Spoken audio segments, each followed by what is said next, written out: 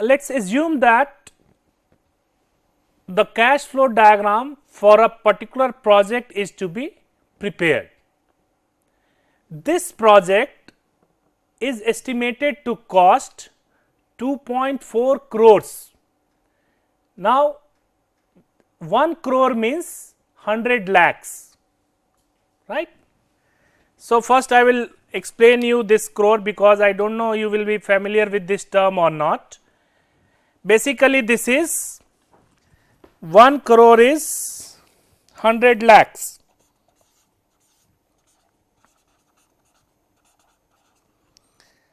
and 1 lakh means 100,000.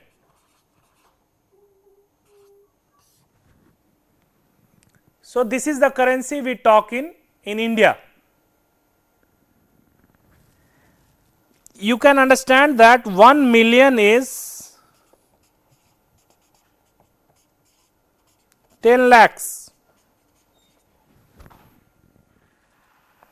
right. So, 1 crore is 10 million.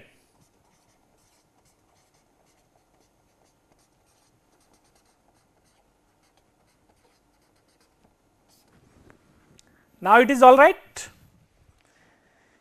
So, the project is estimated to cost 2.4 crores, that is 24 million rupees. The project is expected to be completed in 12 months time. That means, the project duration is 12 months, right. So, we have got the information on the cost, total cost, we have got the information on total duration. Now, you are also given the information on the scheduled progress of the project. If you can look at this particular slide on the PPT, you find that 3% progress is to be achieved in the first month, and 7% progress is to be achieved in second month. That means 3% of 24 million we are supposed to do in first month, and 7% of 24 million, which is 2.4 crores, we are supposed to do it in second month. From where I am getting this information? From my construction schedule, from my bill of quantity, and from the rate which I have quoted in my bill of quantity. Now, the remaining 80% of the work is to be completed in next 8 months. I will assume that means 10% of the work is getting completed every month from third month onwards for the next 8 months.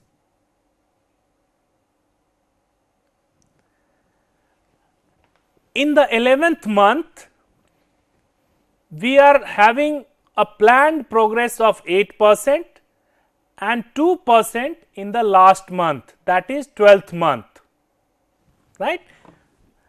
So, you can also write it like this. This is month 1, month 2, month 3, month 4 up to 8, up to, okay, 8, 9, 10, 11 and 12. These are the months, and the invoice, the bill value is 3% here, 7% in month 2, 8% here, no, it is 10% here, 10% here, so on, 10% here, 10%, 10%, finally 8% in month 11 and 2% in month 12. Clear? So, we are given the information on our bill value for each of the months for next 12 months. 12 month is what? The scheduled completion time for this particular project. Now, let us see what are the other information that is provided to us, that we will see it in next slide.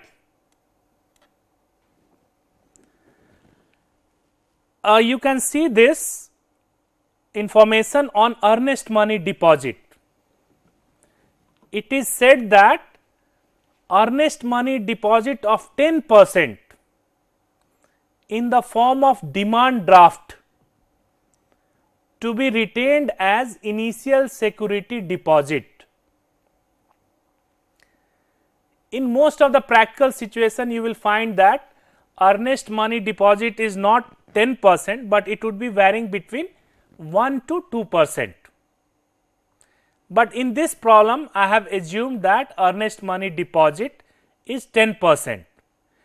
Now, earnest money deposit is also sometimes known as bid bond. It is also sometimes known as bid bond.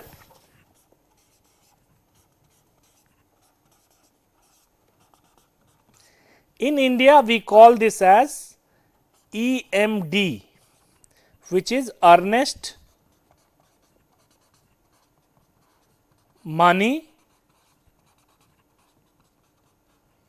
deposit. Varies between 1% to 2%, but in this problem I have taken it to be 10%.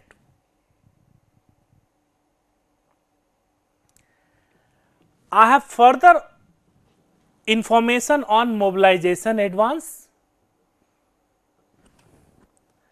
It says that mobilization advance of rupees 16 lakhs, which is to be recovered in 4 equal installments. That means 4 lakhs for each installment,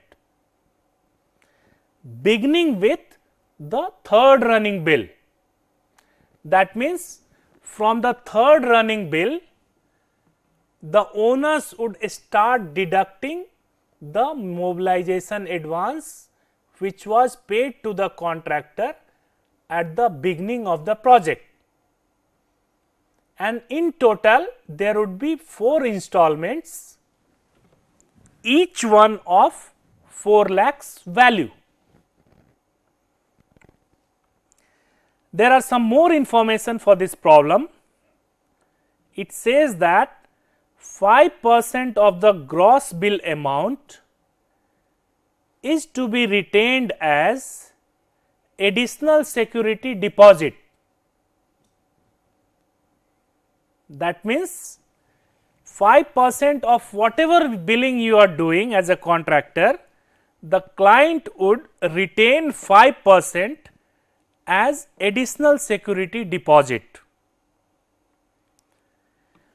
Now, this security deposit, 50% of it would be returned to the contractor at the end of 6 months after project completion, and the remaining part, that means the balance 50%, would be returned to the contractor after another 6 months. That means, suppose the project is of 12 months duration, 50% of the total security deposit would be returned at the end of month 18, and another 50%, that is the balance 50%, would be returned to the contractor at the end of month 24.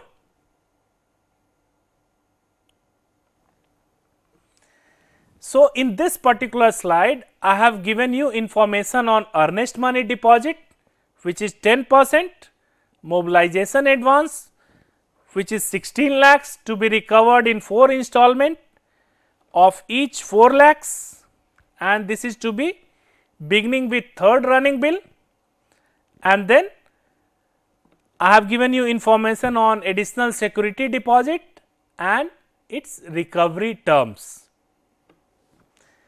We continue with the same problem, some more data are given to you.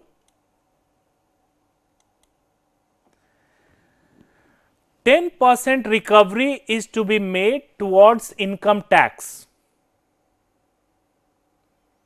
to be deposited to the Department of Income Tax at the end of the project. That means client should be deducting 10% of total bill value as income tax, and this they will be depositing it with the income tax authority at the end of the project. Now, some more information. The contractor submits monthly bills on the first day of the following month. That means, for the month of April, suppose the contractor has worked, he is going to submit the bill of April on 1st May. So, the first day of the following month in which the work has been performed. Next information is on the time taken to process a bill. About 20 days to process a bill, and payment is made only on the last day of the same month. That means, 1st May you have submitted the bill for the month of April, and you are going to get the payment on 31st May, the last day of the month. Same way, if let us say you are submitting the bill of June, you will be submitting it on 1st of July, and you will be getting the payment on 31st of July.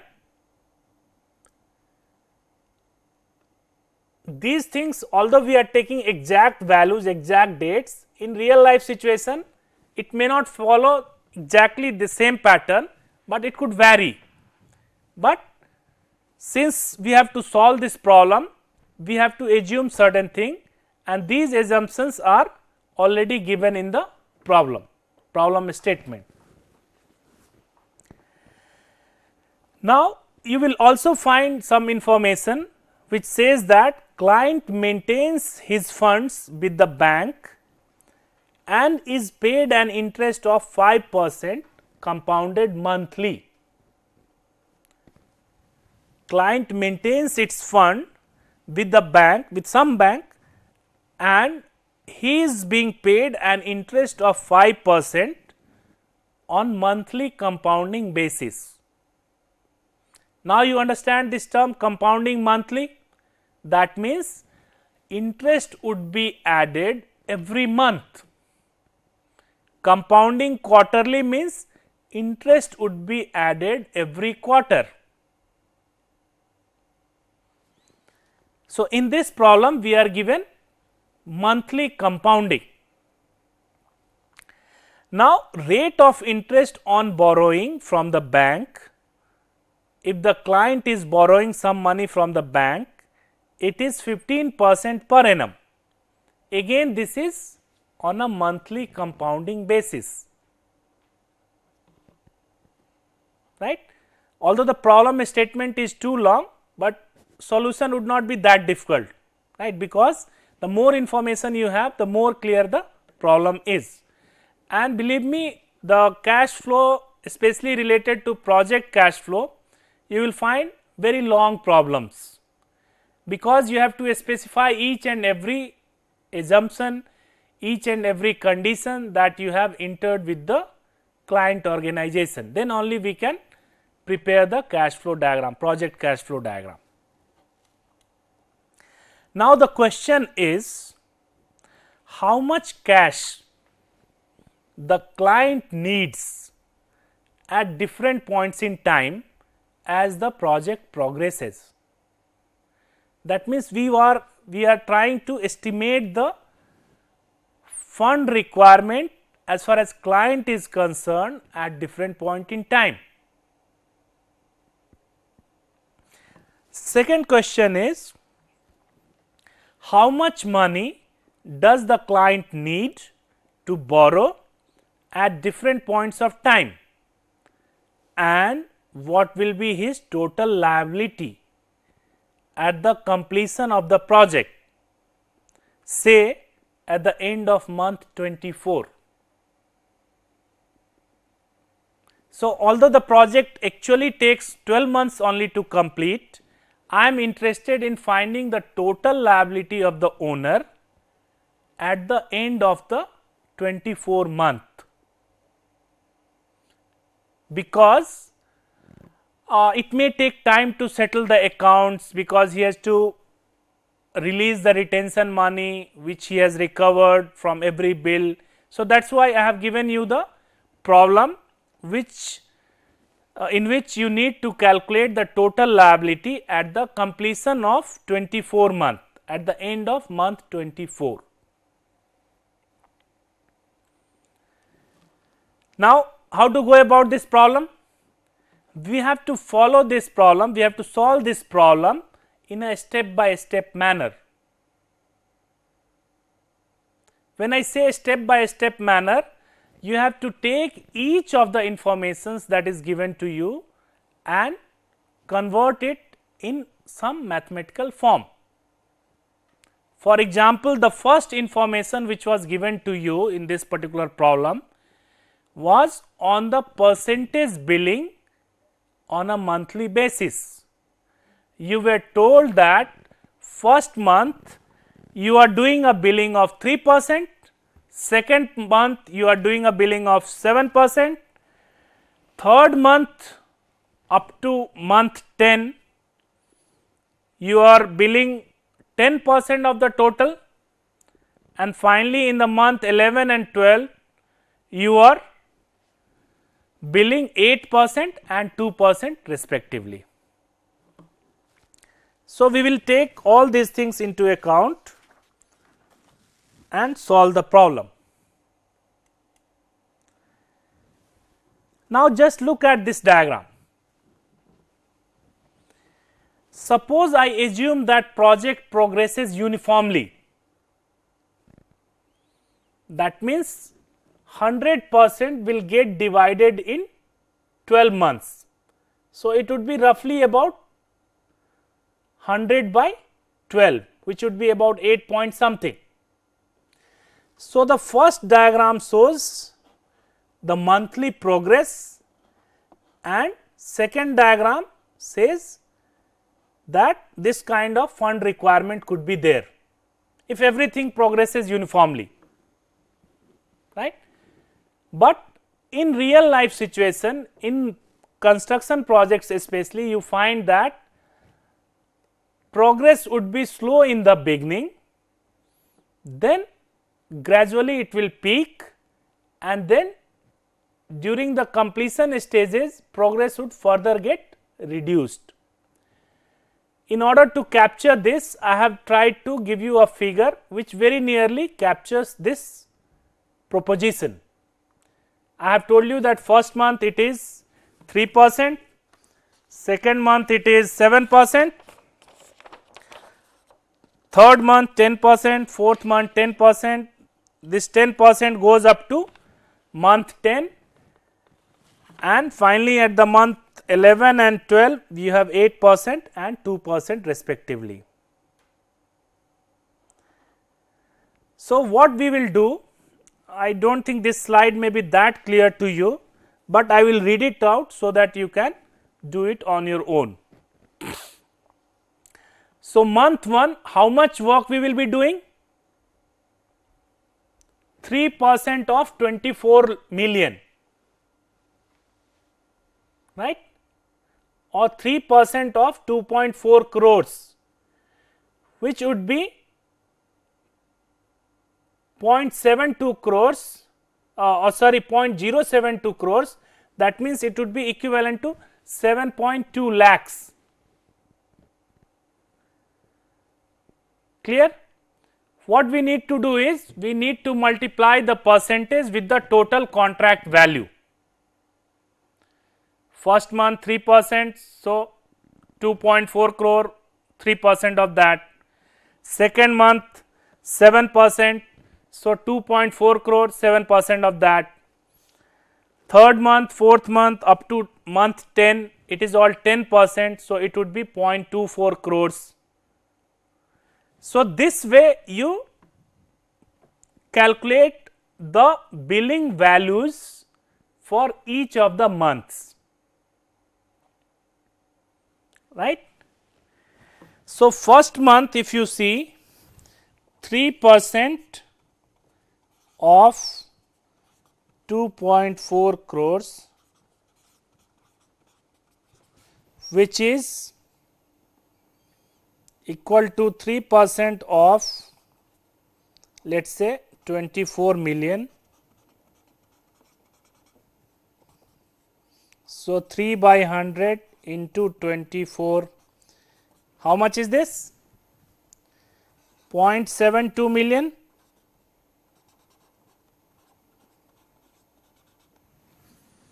Is it all right?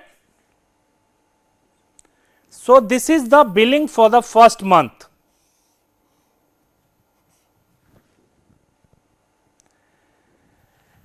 This bill for month 1, you are going to submit to the client on the first day of month 2.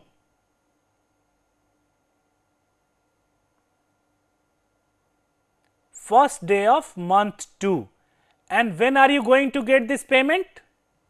Last day of month 2.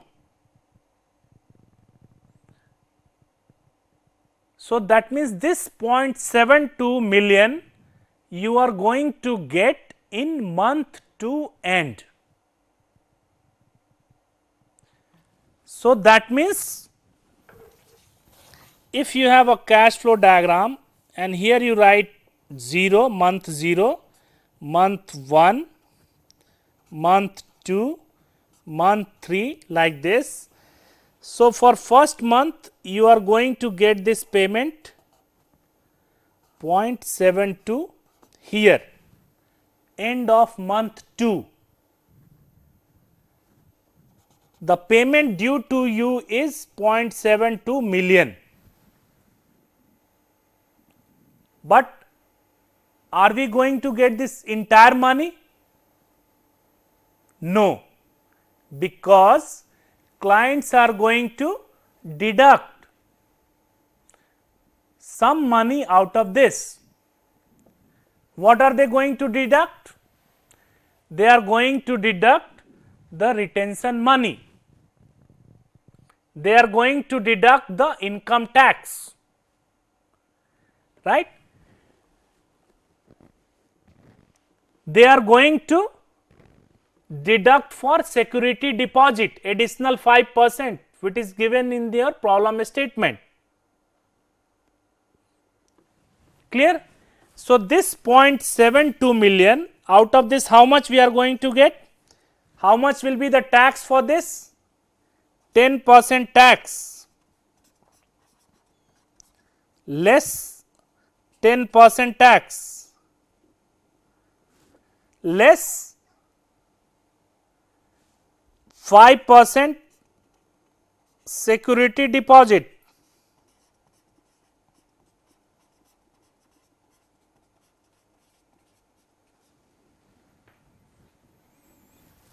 Right. So how much will be the total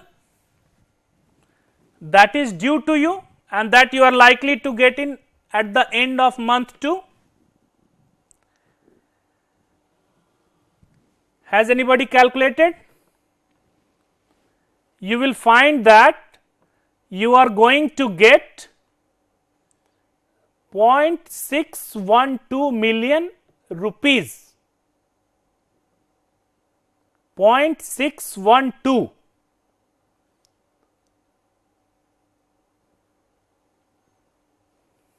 I am talking in million, the slides are shown in lakhs.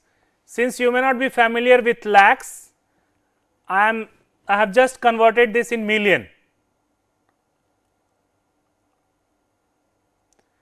So you must be getting 0.612 million at the end of month 2.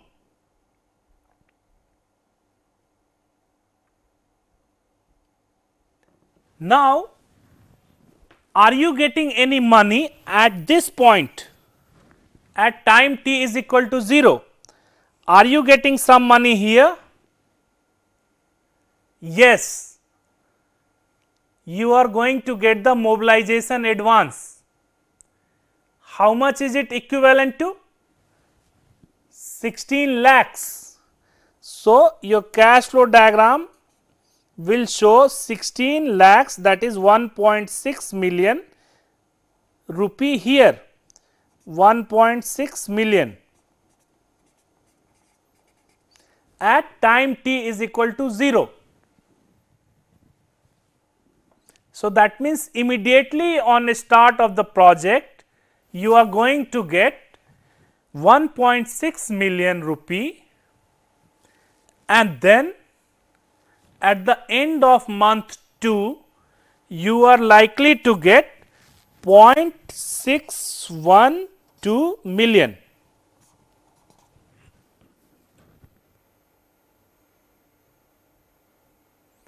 This 0.612 you have received because you have done work in month 1.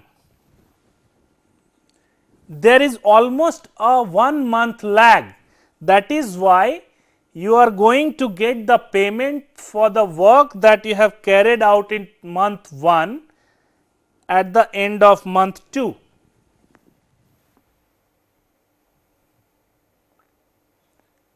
Has anybody got 0.612? Technology class?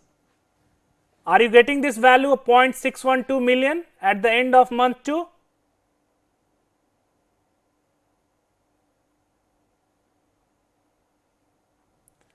Yes. Now, we will calculate the bill value for month 2. Month 2, we are doing a billing of 7% of the total work. So, month 2, I will have 7% of 24 million.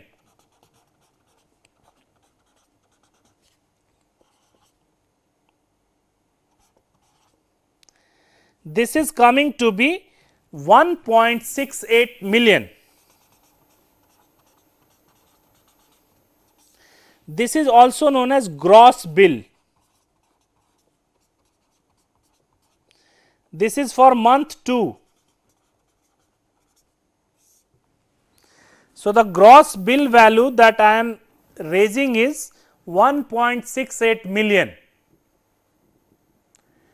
Now, in this 1.68, there would be tax deducted at the rate of 10%, security deposit 5%. So, the resultant value would be 1.428. 1.428 you will be getting when? At the end of month 3. Why? Because there is a time lag of 1 month. Same way, I can calculate the money that you are going to receive at the end of month 3, at the end of month 4. Now, when it comes to let us say month 3, month 3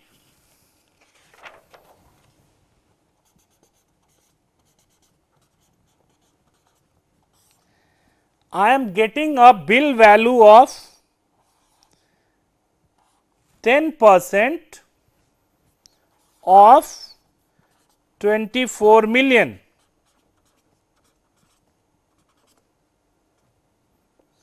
which is 2.4 million. Tax at 10%, security deposit at 5%. Now, there will be one more deduction from this. What kind of deduction? Deduction in the form of recovery of mobilization advance. Because if you read the problem carefully, it says that mobilization advance would be recovered from running bill 3 onwards. How much would be the recovery? In 4 equal installments. The total advance taken was 16 lakhs. One installment would work out to 4 lakhs. So, further deduction mobilization advance 4 lakhs. So, these 3 are to be subtracted from this 2.4 million. So, you will find that it is coming equal to 1.64 million. 1.64 million you will be getting at what point of time? At the end of month 4, because month 3 bill you are going to get on the last day of month 4.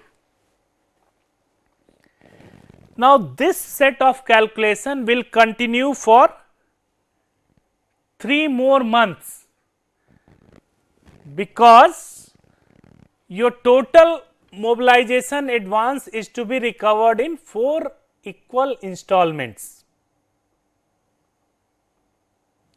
So, this way you can calculate how much money the contractor is receiving every month. Once you know this, you will be able to know what is the liability of the owner every month, right?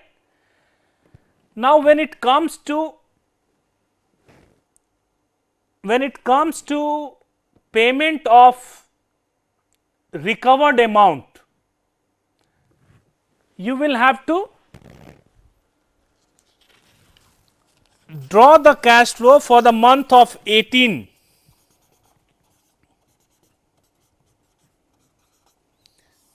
Month 18, this let us say month 18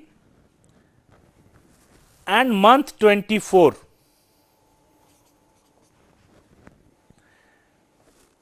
At this point of time, contractor would be paid some money, because whatever retention money was withdrawn, whatever retention money was deducted from the contractor's bill would be returned to the contractor at the month 18, end of month 18 and end of month 24. 50% of the deducted amount would be returned here and 50% would be returned here. So, with this kind of information, you can draw all these things on a single cash flow diagram, both from the contractor's point of view and both from the owner's point of view. Once you have done this cash flow diagram for the owner's point of view, you will be easily able to find out how much money is required at what point of time and what is the total liability of the owner as far as this particular project is concerned, right.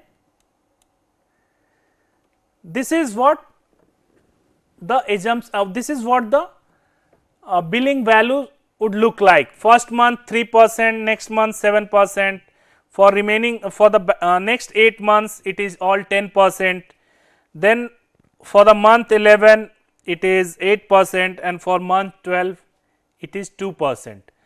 All these calculations you can perform in a single, in a spreadsheet.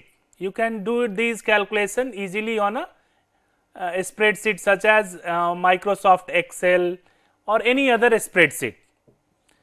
Once you give certain formulas, you will be able to calculate these cash flows within no time.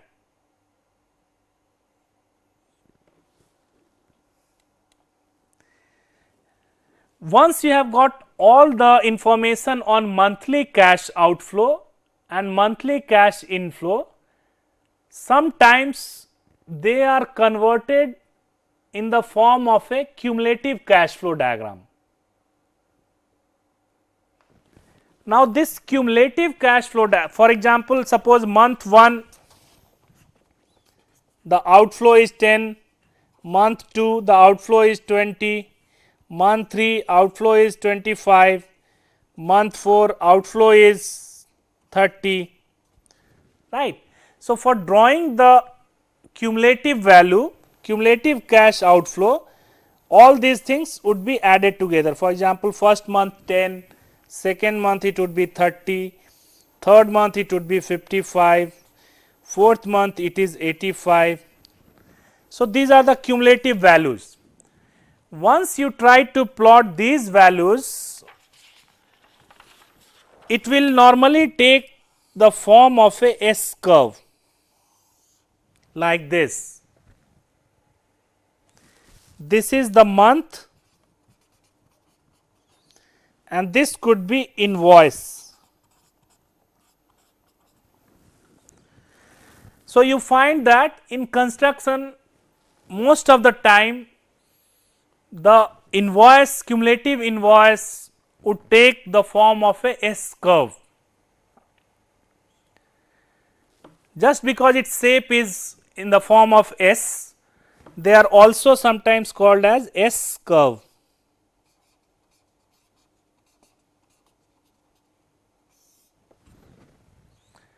This we will be using very frequently in other courses also. So, when you do this project planning course, you will be told in detail about this S curve. These are very, very important as far as construction projects are concerned. So, after you have got the bill value or the invoice value for all these months, for the total duration of the project, you can convert it into a cumulative cash flow diagram. You will find that it will take very nearly the shape of S curve. As a matter of fact, you can try to collect some data in and around your university and inquire about the invoice values from the project managers in the nearby areas, and then you can try to draw this cumulative plot. You will find that most of the time it takes the shape of S curve. So, this I leave it to you as an exercise or as an assignment to you, right. You can cross check it on your own itself. This is how the cash due, that means the money that is due to the contractor would look like. This is the answer basically. You can try it on your own and then try to cross check the answer, right. When I give you these slides to you sometime later, you may even be able to cross check your answers, right. So, first month, that means time t is equal to 0, it is 16 lakhs, month 1 nil, month 1 there is nothing due to the contractor, because the contract clauses say that for every month's bill, the bill would be submitted to the client only on the first day of following month. So, for first month he won't be getting anything, because the first month payment he will be getting only at the end of month 2. So, that is why you can find that for month 1 there is no cash which is due to the contractor. Month 2 it is 6.12, you can divide it by 10 to get it in million. So, we have got 0.612 million, month 3 it is 1.428 million, likewise month 4 also same amount, month 5 we are getting 16.4, that is 1.64 million.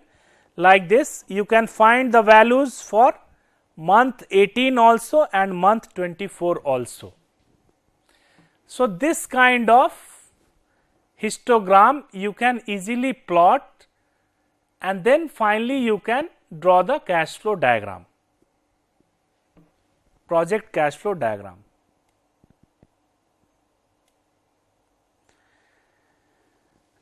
Now, in order to get the time value of money, because in the second part of the problem you are told that how much is the total liability of the client at the end of month 24. Now, here comes the concept of time value of money, which I had already introduced you in earlier classes. Now, I will just tell you what the problem basically we are facing right now. Suppose in a fictitious problem, a client is supposed to pay 5 lakh or let us say 5 million, 10 million,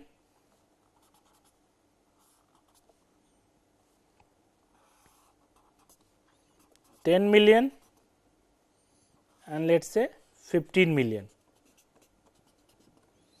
This is month year 1, let us say year 2, or let us say month 1, month 2, month 3, month 4. Let us say this is time t is equal to 0. Just see this problem. This is a fictitious problem in which a client is supposed to pay 5 million to a contractor at the end of month 1, $10 million or 10 million rupees at the end of month 2, 10 million again at the end of month 3 and 15 million at the end of month 4. Suppose I want to find the total worth of money at this point of time.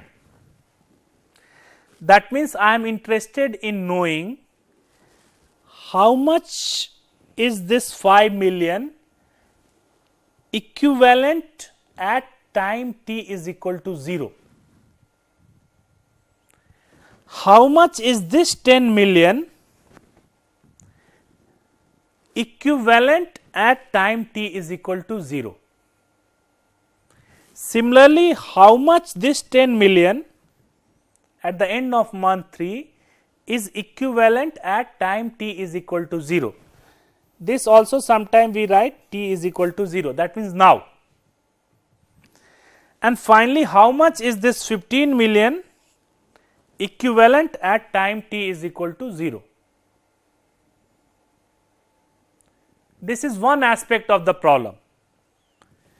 Other aspect could be like this. Here you have, let us say, at time t is equal to 0, let us say it is 5, 10, 10, 15, t is equal to 0, 1, 2, 3. I may be interested in knowing, let us say this is time t is equal to 24.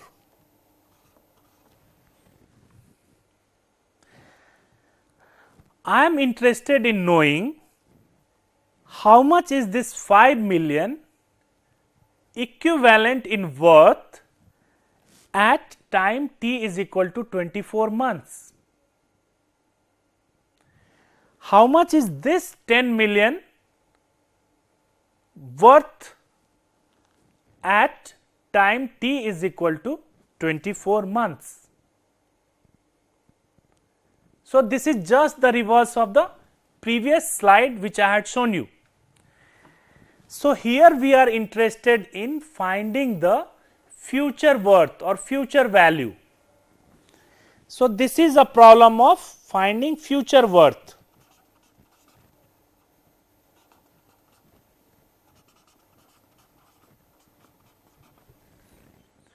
Whereas, in this slide,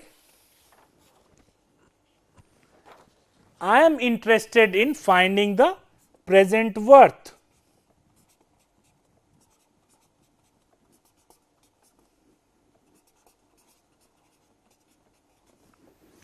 Sometimes they are also known as present value.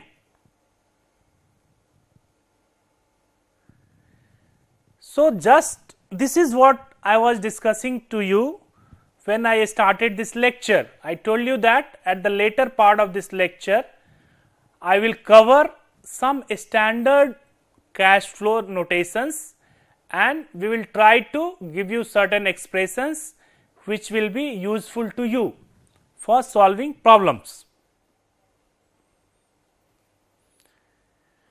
So, basically I am interested in looking at some standard cash flow and then trying to find certain expression. Suppose I know the value of present value P and I am interested in knowing how much is this equivalent to at time t is equal to n. Let us say this is t is equal to 0.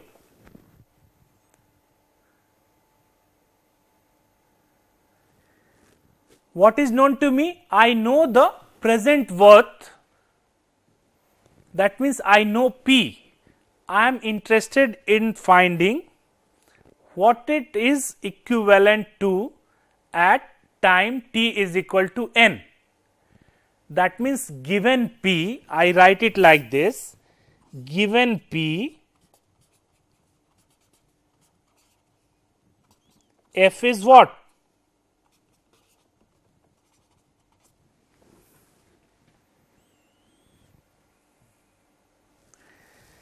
I write it in short like this, F is what given P. I write it like this, F slash P, and I read it like this, F given P. So, this is the notation we are going to follow. F given P at some interest I for a time period n. So, I am going to write, I will rewrite it, F given P, I we will use a small and n. So, this is the expression or this is the notation we are going to use it if I am interested in finding the value of F, if I know the value of P for a given interest rate and for a given duration. Now, this n could be either in days, it could be in weeks, it could be in months, it could be in quarter, it could be half yearly, it could be anything.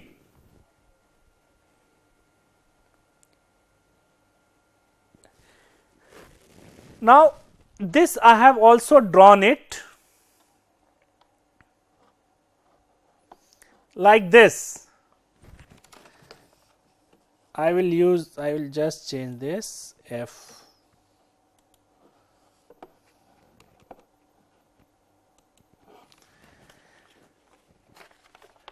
So, given P, F is what? Is also sometimes known as single payment compound amount factor. Single payment compound amount factor. In short, it is also sometimes written as SPCAF. SPCAF. In some textbook you can also find this notation SPCAF. This means that it is single payment compound amount factor. In some textbook you will find the same thing in this form: F given P for an interest rate of I for a given period n. Now both these are same only. Now it is not very difficult to find an expression for such kind of problem situation.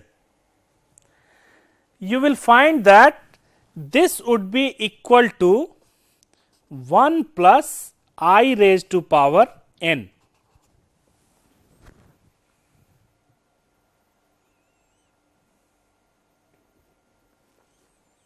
One plus I raised to power n. This is called single payment compound amount factor, 1 plus I raised to power n.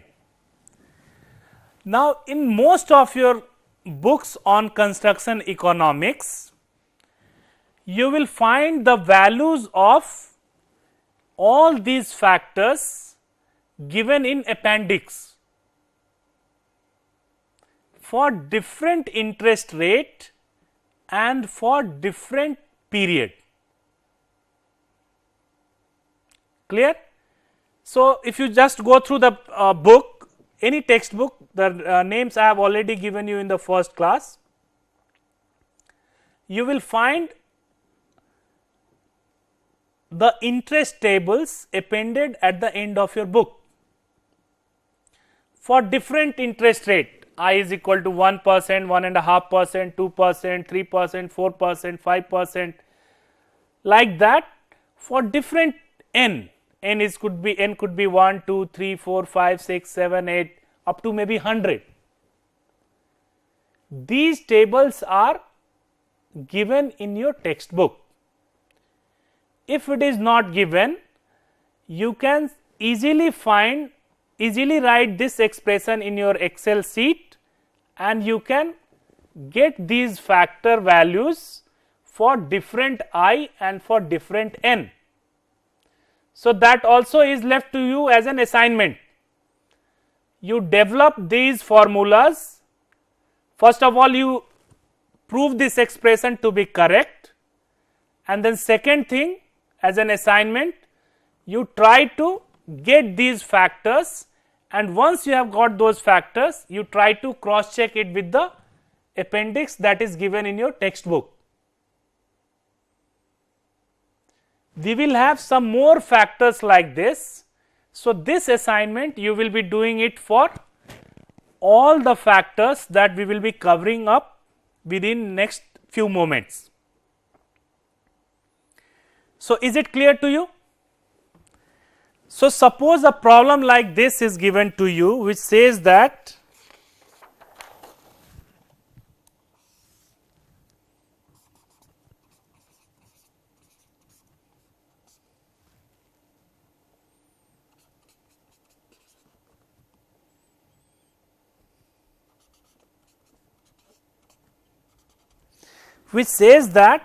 what is the value of this $100 at the end of year 5 at an interest rate I of 10%. If this is the problem given to you, what would be your answer? I am interested in finding what is this $100 which is paid to me now, or which I am giving to someone now. What is its worth at the end of n is equal to 5 years at an interest rate of 10%. So one way is to use the formula 1 plus I value would be 0.1 raised to power 5 into 100. So what I have done? I have calculated this factor and I have multiplied it with this 100. So, this $100 future worth at the end of year 5 is equivalent to this 100 multiplied by single payment compound amount factor. 100 multiplied by single payment compound amount factor. If you do not want to use calculator, you find the values corresponding to I is equal to 10% and n is equal to 5 from your textbook.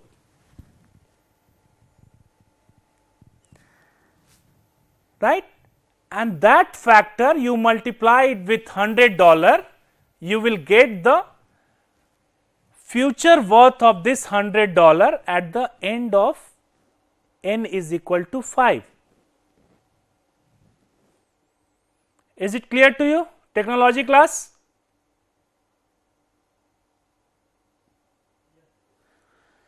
Now we move on to next factor. It is just the opposite of it.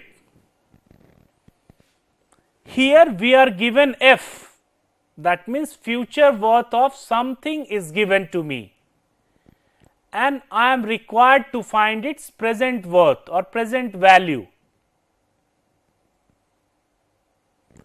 That means given f, p is equal to what? This factor is also denoted as SPPWF, single payment present worth factor. Single payment present worth factor. And what would be the value for this? What would be the expression for calculating this factor? It would be just the reverse of the previous one, 1 upon 1 plus I raised to power n.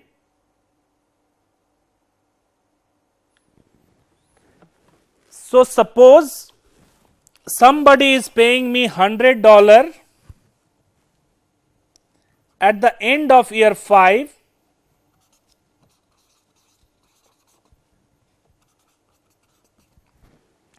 and I am interested in finding what is its present worth, that is at time t is equal to 0, at let us say interest rate I is equal to 10%. How will I calculate? I will look for this table SPPWF, or sometimes this is also denoted as P given F I n. So, either you call them as SPPWF or you call them as P given F for an interest rate of I for a given period n. And this is nothing but 1 divided by 1 plus I raised to power n. It is not very difficult to derive these expressions, you may try, because we will not be getting time to derive each of these expressions. I leave it to you as an assignment.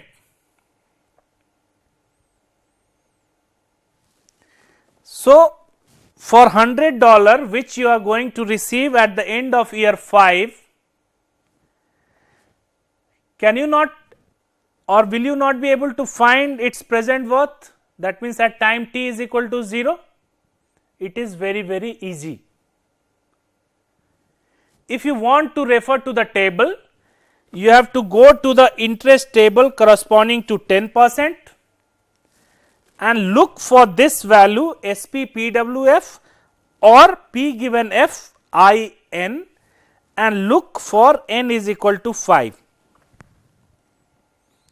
I will give you a sample of that table, how it is given. The title of table would read like this: I is equal to 10%, right. Here the period would be mentioned n 1, 2, 3, 4 like this. Here you will have f given p Here you will have P given F.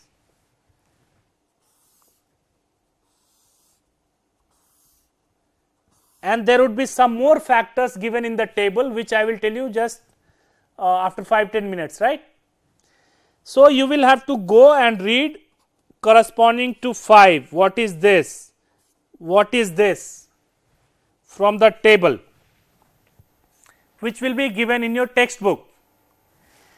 And from those table you get these factors, multiply it with the future sum in order to get the present worth or present value. Is it clear, technology class?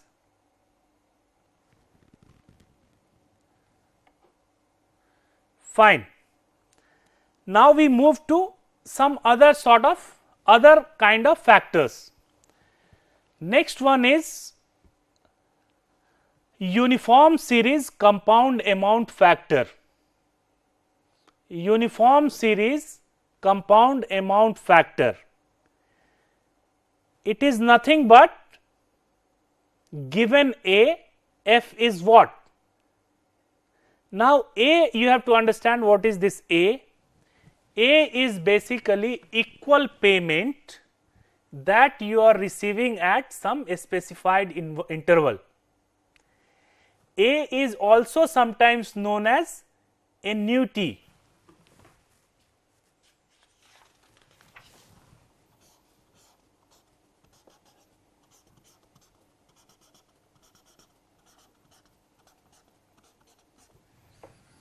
A is nothing but annuity.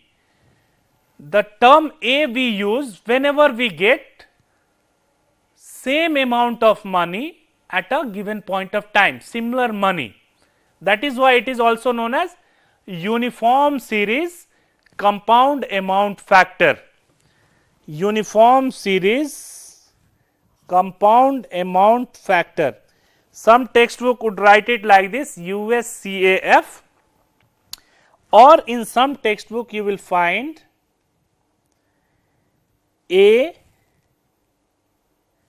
F given A I N. So, F given A I N is same as uniform series compound amount factor. So, you can do a problem like this. Suppose you are going to get $100 every month or every 6 months.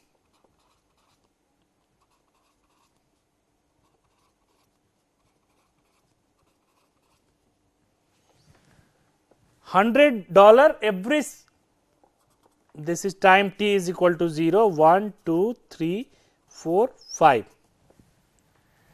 Suppose I have a scheme in which I am getting paid $100 every year for next 5 years. I am interested in finding its worth at this point of time. This is what we are representing, F. So, if A is given to me and I am interested in finding F, I have got this expression 1 divided by 1 plus I raised to power n minus 1 divided by I. So, this is F given A I n.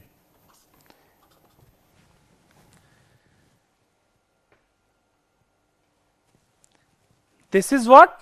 Uniform series compound amount factor. It is the factor by which the uniform series A is multiplied to find its compound amount F, and the expression that we use is 1 plus I raised to power n minus 1. In these slides there is some mistake in nomenclature, I will just change it, by which the uniform series A, and here we are using the expression F. It is all right now. So, it is the factor by which the uniform series A is multiplied to find its compound amount, right. You can note down the formula also. It is 1 plus I raised to power n minus 1 divided by I. Now, it is your responsibility to cross check these formulas. This you can do only when you derive the expression and cross check at your end. So, please go through it. You will have plenty of time before we meet again for lecture 5, and during that period I expect that all of you would be trying to derive these expressions, and then it would be more interesting for you. Then in today's class we will be discussing about 2 more factors,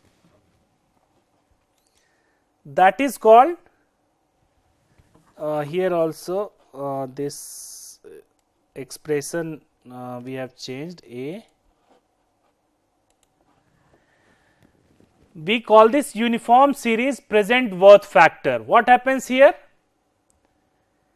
In this case, we are given A and we are interested in finding its present worth. So, it is just the opposite of the previous situation.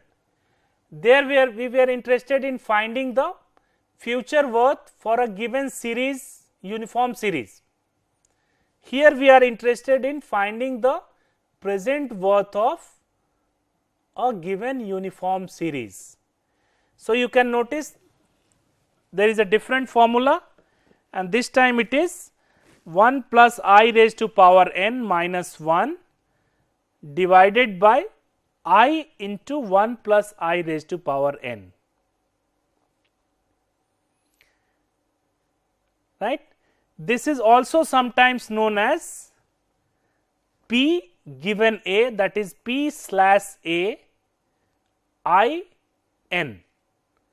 So, if you are interested in finding such type of problems or solving such type of problems, you refer to these factors under P given A in your appendix, which is given in your textbook.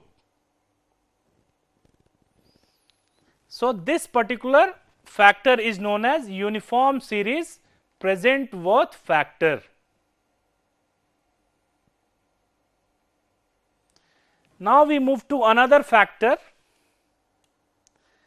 that is called capital recovery factor. It is the factor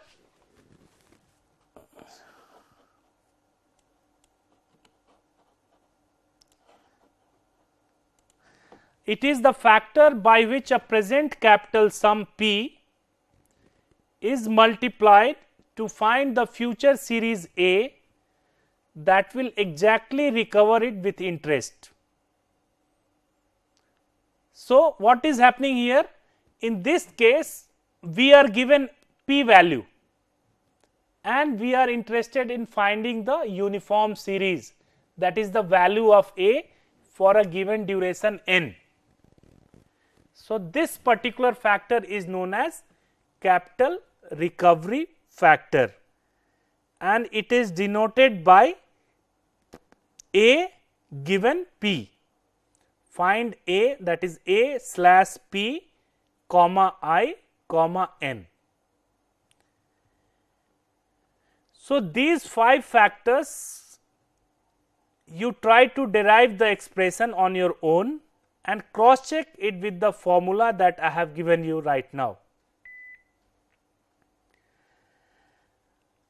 In next class, we will cover 2 more factors. One of them is called arithmetic gradient factor and another one is called geometric gradient factor.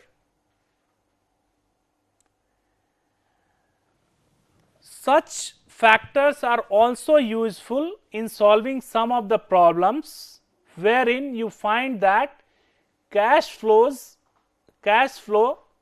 follows a typical pattern. Either it will be increasing or decreasing in arithmetic gradient pattern, or it may be increasing or decreasing in a geometrical pattern. So, we will be able to derive certain specialized expression which can be used for solving such kind of problems. Now, in most of the textbooks, the factor values for these 5 factors whichever we have discussed in this class, plus the additional 2 factors which we will be covering in lecture 5 are given. So, there is no need to remember these formulas. You can either derive it, or else you will be given the appendices in your exam which you can refer, and then you can solve the problem. But as an assignment, what you can do, the first thing that you have to do is cross check these formulas, you derive the expressions. Second thing, for different interest rates and for different n values, you try to compute these factors and cross check it with the values that is given in your book. With this, I will try to close this particular lecture, and I will like to invite your questions and queries, whatever you have in mind, and then finally call it a day.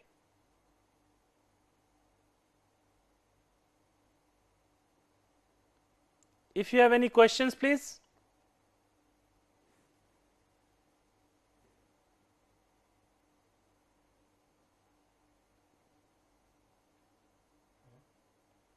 Yeah? Your audio is not clear.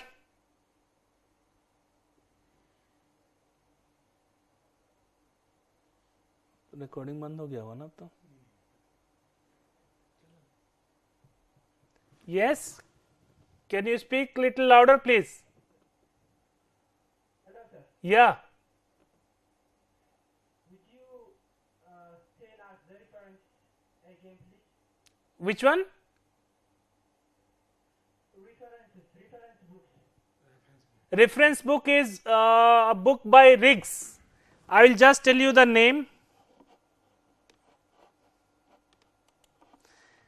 This was shown to you in lecture 1. I will just show that slide once again.